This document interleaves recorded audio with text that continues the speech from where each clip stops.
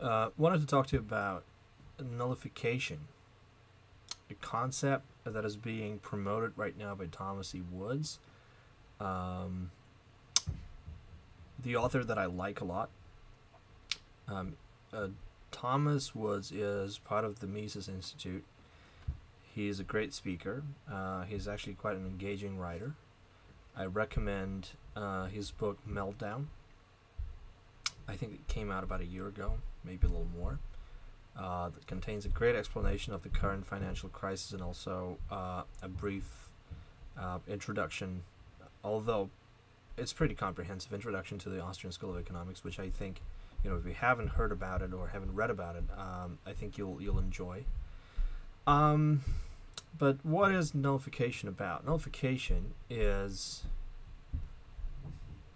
a concept that explores the question of how states may resist what they perceive as an unconstitutional action by the federal government. Here's the deal. Federal government came about when the states got together and created it. The states came first, and then the federal government was created by the states. In fact, the Constitution of the United States, even though it does say "we the people" at the very beginning, it wasn't actually ratified by the people of the United States because there was no United States at the time. What there was a bunch of states, okay? And those states were sovereign countries, if you will, that evolved from the several colonies. Now, those states got together and their representatives delegated to the convention. They got together and discussed the Constitution, and the whole genesis of how Constitution came together and what the Federalists wanted in the beginning and how their initial plans to create basically a British Empire light failed, and how that resulted in the present Constitution that we have today. It's a very fascinating story, but it's not for this short video. There are sources out there, a lot of sources out there. I would recommend Mike Church's film, The Spirit of 76, that explores the Constitutional Convention in great detail and actually uncovers a lot of information that you won't find in the school history books on what Madison and Hamilton actually wanted to do initially, and how I was very surprised when I learned that, but then I went to the sources on that, and I realized that Mike Church is actually right, and that drove me to buy the Federalist Papers, the book, and also the Anti-Federalist Papers. I haven't finished either book yet, but it's fascinating reading, if a little slow at times, because there's a lot there. Anyway, nullification. How do the states that again created the federal government by getting together and ratifying the Constitution? Again, states ratified the Constitution, not the people of the United States. There was no United States, therefore there was no people of the United States to ratify the document.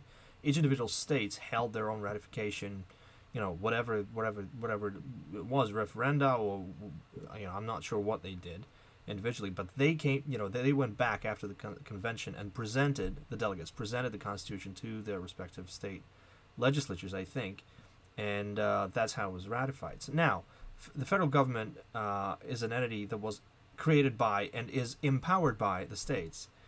In fact, we have even the amendment that says, all powers that are not expressly delegated to the federal government are by default they reside with the states and their people. So there's a very clear delineation of where what powers reside, or so there should be. In practice, we know that the federal government has been encroaching on the states' rights, and has been discovering that it can actually get involved in more and more things, activities, and areas of life. What can be done about it? Now, I personally believe that the state as such is a coercive institution. However, as long as we're going to have the state all together, it would be nice to disperse that power and to pit the different levels of government, different levels of power against one another, so that while they're busy fighting for more power over us, that we can actually get to live our lives. And the states' rights is exactly such concept.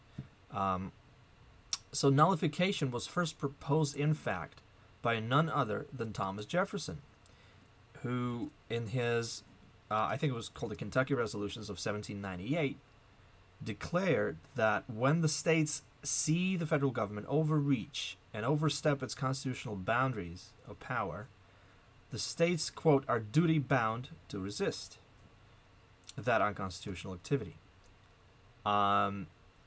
Here's why I think it makes sense.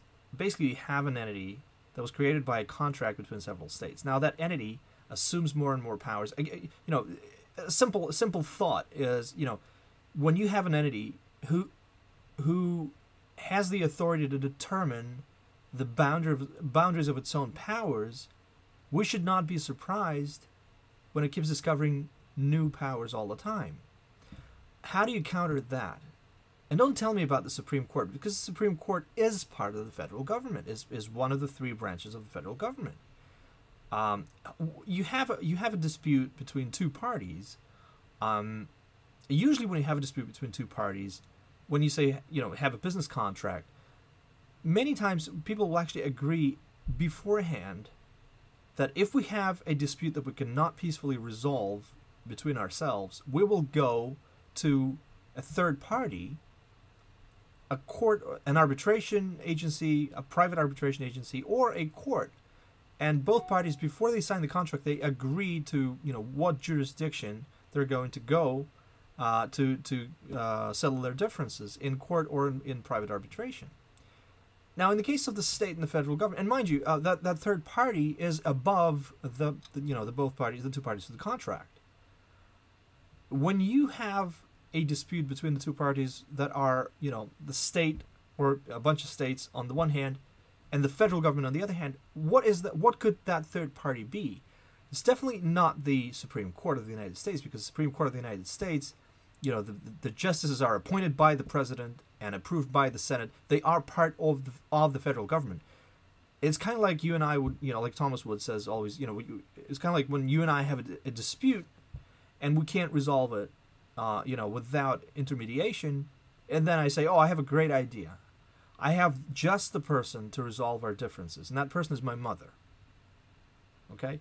You know, you don't refer that kind of conflict or dispute to your wife or your brother to resolve it for you. You know, so in the case of a state and federal government, there is no higher authority that the state could go to challenge the federal government, because, you know, what higher authority would do have, supposedly, the Supreme Court, is part of the federal government. So it would appear that there's no recourse for the states. Therefore, they have to be able to challenge the federal government directly. Okay? It is only natural. It makes sense. So nullification is a move by the states to resist the implementation of laws that they deem unconstitutional.